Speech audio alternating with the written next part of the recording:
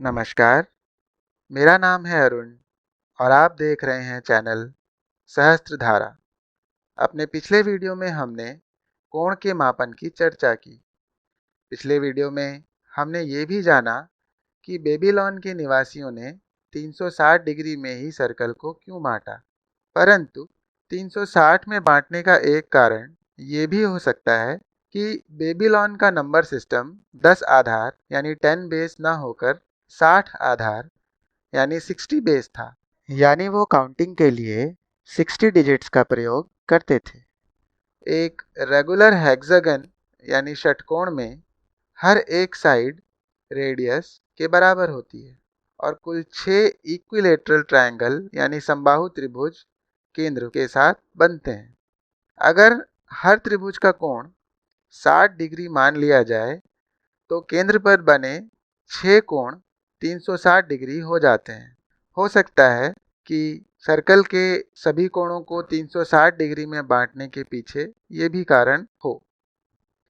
पिछले वीडियो में हमने ये भी जाना कि किसी सर्कल में सरकमफ्रेंस और डायामीटर का रेशियो पाई होता है। पर ये पाई असल में है क्या? क्या ये कोई संख्या है? अगर है तो इसे सिंबल में क्यों लिखा जाता है? परिभाषा के हिसाब से देखें तो ये एक अनुपात यानी रेशियो है। दो पूर्णांकों का रेशियो तो एक रैशनल नंबर यानी कि परिमेय संख्या होती है। पर पाई को पाई न लिखकर हम किसी रैशनल नंबर या फ्रैक्शन के रूप में क्यों नहीं लिखते? ये कुछ ऐसे प्रश्न हैं जो गणित का विद्यार्थी होने के नाते आपको पूछने चाहिए। आप में से कई ये कह सकते हैं कि पाई तो एक रेशियो है, 22/7 या 22/7 पाई की वैल्यू है। पर मैं आपको बता दूं कि 22/7 पाई का अप्रॉक्स वैल्यू है, ना कि एग्जैक्ट। सच तो ये है कि पाई का वैल्यू 22/7 से थोड़ा कम होता है। बेबीलोनियन ने और उनके बाद इजिप्शियंस ने सर्कल के सरकमफ्रेंस और डायामीटर को नापकर पाई कैलकुलेट करने का प्रयास किया, पर उन्हें दो समस्याओं का सामना करना पड़ा। एक तो ये कि वास्तविक जीवन में सही माप या एक्यूरेट मेजरमेंट्स लेना आसान नहीं है। दूसरा, सर्कल का सरकमफ्रेंस और उसका डायामीटर कभी एक साथ इंटीजर वैल्यू या पूर्णांक नहीं देते। इससे दो बातें सामने आती हैं। एक तो ये कि पाई का एक्यूरेट वैल्यू का सिर्फ अनुमान ही लगाया जा सकता है, और दूसरा ये कि रेशियो होने के बाद भी पाई दो इंटीजर्स का रेशियो नहीं है।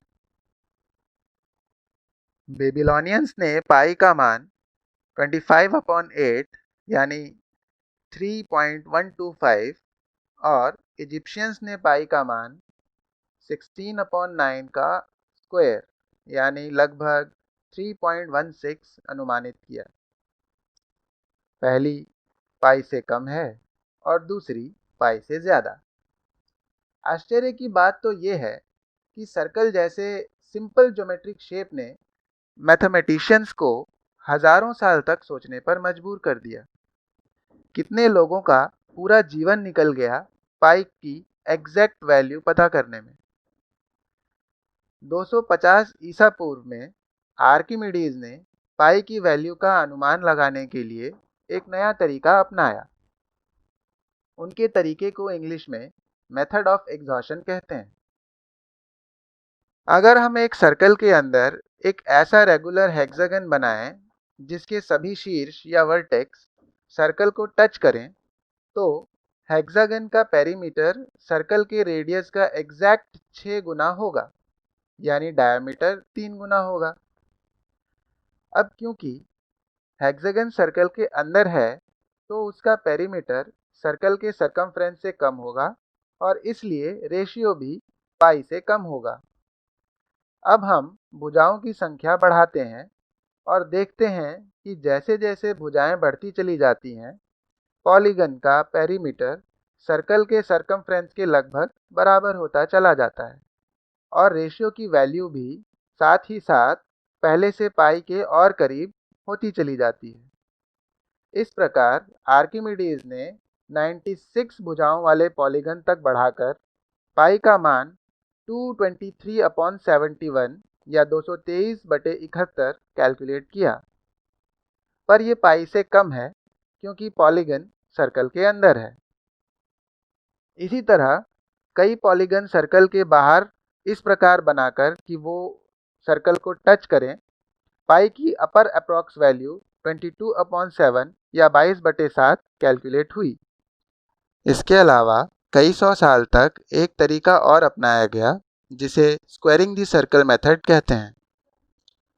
अगर हम एक ऐसा स्क्वायर बना लें जिसका एरिया एग्जैक्टली सर्कल के एरिया के बराबर हो तो pi is equal to a² से पाई का मान पता लगा सकते हैं। पर अफसोस की बात यह है कि ऐसा स्क्वायर बनाना संभव ही नहीं है जिसका एरिया एग्जैक्टली किसी सर्कल के बराबर हो। सन 1767 या 1767 ईस्वी में स्विस मैथमेटिशियन हेनरिक लैम्बर्ट ने प्रूव किया कि पाई एक इर्रेशनल नंबर या अपरिमेय संख्या है, जिसके बाद सर्कल को स्क्वायर करने की कोशिशें बंद हो गईं। 1630 ईस्वी या 1630 ईस्वी में ऑस्ट्रियन एस्ट्रोनॉमर क्रिस्टोफ ग्रीनबर्गर ने 38 डिजिट्स तक पाई का मान निकाला, जो अब तक का बिना कंप्यूटर की मदद के निकाला गया सबसे शुद्ध मान था। 449 ईस्वी या 449 ईस्वी में भारतीय गणितज्ञ आर्यभट्ट ने बिना पाई का नाम लिए सरकमफेरेंस और डायामीटर का रेशियो 62,832/2000 या 62,832:2000 बताया, जो लगभग 3.1416 है और पाई के काफ़ी करीब है। पर उन्होंने ये नहीं लिखा कि उन्होंने ये मान कैसे निकाला या ये वैल्यू कैसे कैलकुलेट की। इसी प्रकार 598 ईस्वी या 598 ईस्वी में गणितज्ञ ब्रह्मगुप्त ने पाई के लिए √10 या वर्गमूल 10 के मान का प्रयोग किया, जो लगभग 3.162277 या 3.162277 के बराबर है। 5वीं शताब्दी में चीनी गणितज्ञ सु चुंग चिह और उनके बेटे सु केंगचिह ने पाई का मान 3.1415926 और 3.1415927 के बीच बताया। ये अपने आप में एक उपलब्धि थी, क्योंकि यूरोप 16वीं शताब्दी तक भी इतने शुद्ध मान तक नहीं पहुंच पाया था। आज एक सुपर कंप्यूटर आपको 31 ट्रिलियन डिजिट्स तक पाई की वैल्यू बता सकता है, पर ऑब्जर्वेबल यूनिवर्स में सभी कैलकुलेशंस के लिए 39 डिजिट्स ही काफ़ी हैं। बात सिर्फ इतनी नहीं है कि पाई का मान किसने पहले और सबसे ज़्यादा अंकों तक शुद्ध निकाला। आर्किमिडीज के बाद ये केवल अधिक समय देने पर निर्भर था, क्योंकि सैकड़ों सालों तक तरीका वही अपनाया गया जो आर्किमिडीज ने अपनाया था। बात असल में ये है कि स्कूल में जिस पाई को हम चुपचाप 22/7 या 3.14 लिख देते हैं, उस पाई का इतिहास हजारों साल पुराना है और अनंत प्रयासों, अनुमानों और गणनाओं का फल है। पर सोचिए, अगर ये पाई आज 3.14159265 एंड सो ऑन नहीं होता या नहीं पता चलता, तो चंद्रमा की दूरी से लेकर ब्रह्मांड की सीमा तक हमारा अनुमान कितना गलत होता। क्या हम कभी इलेक्ट्रोमैग्नेटिज्म या हार्मोनिक मोशन समझ पाते?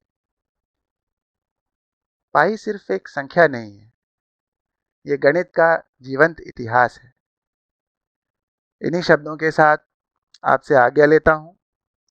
वीडियो को लाइक करना और चैनल को सब्सक्राइब करना ना भूलें। हमारे अगले वीडियो के नोटिफिकेशन के लिए बेल आइकन दबाएं। फिर मिलेंगे। नमस्कार।